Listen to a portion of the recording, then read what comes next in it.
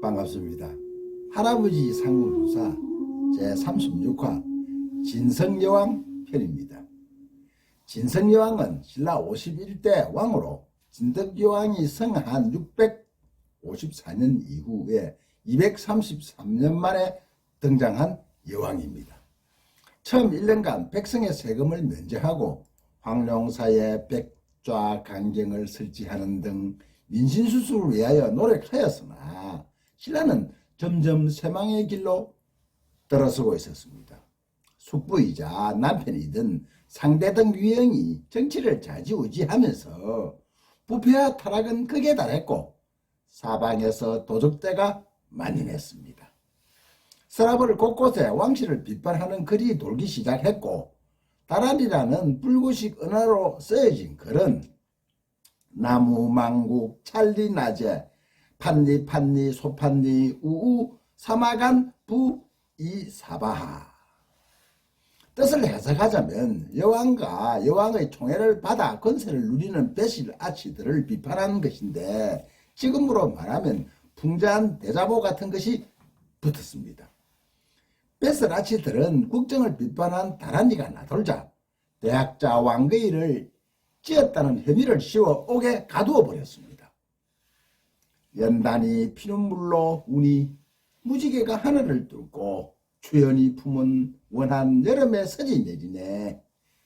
지금의 내 신세가 예전과 같건만 황천은 어찌하여 아무 조짐을 내리지 않는가.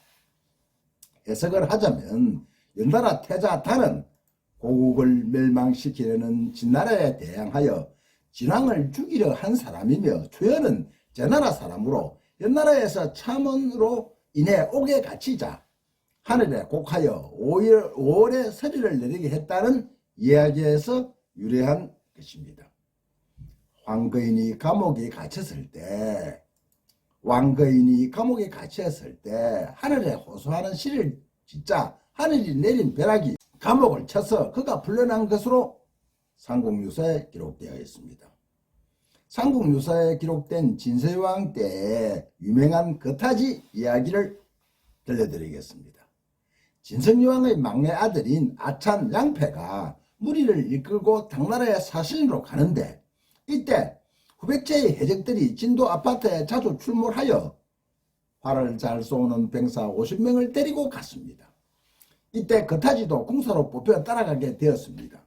일행이 당나라로 가는 도중에 곡도에서 풍랑을 만나게 되었습니다.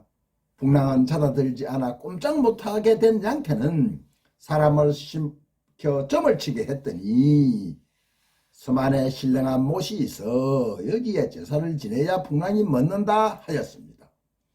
양패는 그곳에 제물을 올리고 제사를 지내니 온물이 높이 솟아올랐다고 합니다.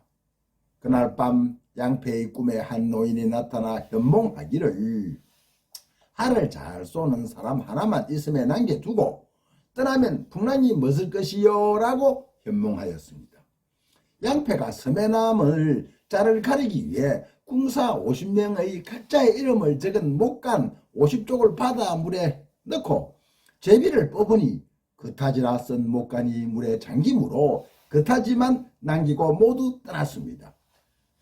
홀로 남은 거타지가 연못을 돌며 때 홀련히 한 노인이 목가에서 나오며 말하기를 자기는 새의 용인데 매일 해 뜰 때쯤 하늘에서 한 중이 내려와 다란이를 외우며 못을 세 바퀴 돌면 자기와 가족들이 모두 물 위에 둥둥 뜨게 되고 그때마다 그 중의 자손들이 간을 하나씩 빼먹어 지금은 자기 아내와 딸만 남게 되었다고 하소연하였습니다. 그리고 내일 아침에도 그 중이 나타날 것이니 그때 그 중을 활로 쏘아달라고 부탁하였습니다. 거타지가 쾌히 승낙을 하니 노인은 다시 물속으로 들어가 버렸습니다. 이튿날 아침 거타지가 숨어서 그 중이 나타나기를 기다렸더니 과연 한 중이 내려와 주문을 외자 용들이 물에 떠올랐고 늙은 용의 간을 빼먹으려고 하였습니다. 그 순간 거타지가 활을 쏘아 중을 마치니 중은 곧 늙은 여우로 변하여 땅에 떨어져 죽었다고 합니다. 노인은 이에 대한 보답으로 그타지에게 자기의 딸을 아내로 삼아 달라고 하며 딸을 한 가지 꽃으로 변하게 하여 그타지의 품속에 넣어주고 두 마리 용으로 하여 명하여 그타지를 받들고 사신 일행이 타고 가는 배를 뒤쫓아가 그 배를 호위하여 무사히 당나라에 도착하게 하였습니다. 당나라 사람들은 신라의 배를 두 마리의 용이 받들고 오는 것을 보고 황제에게 이를 아뢰니 황제가 신라의 사신을 비상한 사람들일 것이라고 여겨 성대히 대접하고 후한산까지 내렸다고 합니다. 고국에 돌아온 그타지는 꽃가지로 변한 노인의 딸을 다시 여자로 변하게 하여 그와 행복하게 잘 살았다는 이야기입니다. 그타지 설화에서 신라 국군과 욕에 관하여 비유할 수 있습니다. 서해의 용왕은 그들 가족이 일개 중에게 강과 창자를 먹히는 상황은 신라 말기 용이 아주 무기력한 모습을 상징한다고 볼 수 있습니다. 삼국사의 용 관련된 기록을 분석해 보면 신라 국력이 창성할 때는 용도 신비하고 적극적인 모습을 보여주는데 신문왕 때 만바식적은 국태민안을 이끌어내는 동해용이며 큰 부석이 되어 어상의 창사를 돕는 선묘낭자용 등은 대표적인 예입니다. 그러나 신라 말기에 들어서서 용은 점점 소극적이 되고 흥강왕 때 처용설화에서는 동해용이 직접 몸을 나타내지 않고 운무에 끼어게 하여 뒤에 숨어서 일간의 점을 통하여 비로소 그 뜻을 왕에게 알린다든지 진성여왕 때 서해용은 너무나 무기력하여 가족이 생존까지 일개 성례에게 위협을 받기에 이르렀던 것입니다. 이는 당시 신라의 국력 약화를 반영하는 현상으로 용과 신라의 국체는 밀접한 관계가 있다고 일례는 보았던 것입니다. 어린 나이에 당나라 지식인들을 깜짝 놀라게 하고 고국 신라로 돌아온 신라의 3대 천재 중 하나인 최치원은 당나라의 문화를 직접 보고 우리의 천지인 현묘지도와 환웅의 홍익인간인 유불선 상교가 서로 회통, 즉 원흉회통 일심을 되찾아야 한다고 주장하였습니다. 최치원은 우리의 전통 사상의 뿌리를 풍요대에서 찾고 홍익인간에서 삼교의 서장적 요소가 이미 포함되어 있음을 밝혀내었던 것입니다.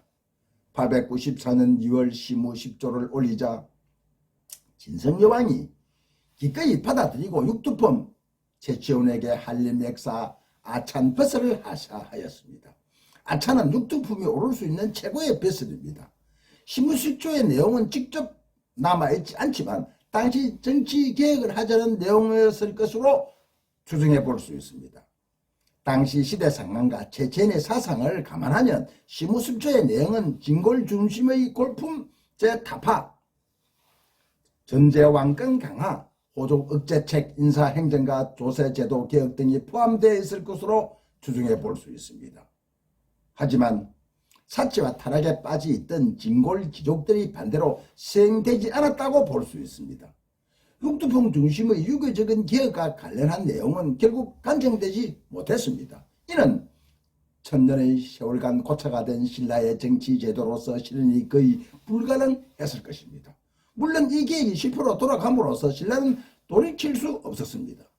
이미 양길과 견훤이 독자적으로 나라를 세웠고 계획을 제대로 시행했더라도 성과를 기대하기는 어려웠을 것이라고 작가는 생각합니다. 원종과 애노의 난도 평정하지 못하고 북원의 양길은 궁예를 시켜 명주를 함락시켰으며 완산주에서는 견훤이 후백제를 건국했습니다. 진성여왕은 879년 흥강왕의 아들 요에게 왕위를 물려주고 그의 죽고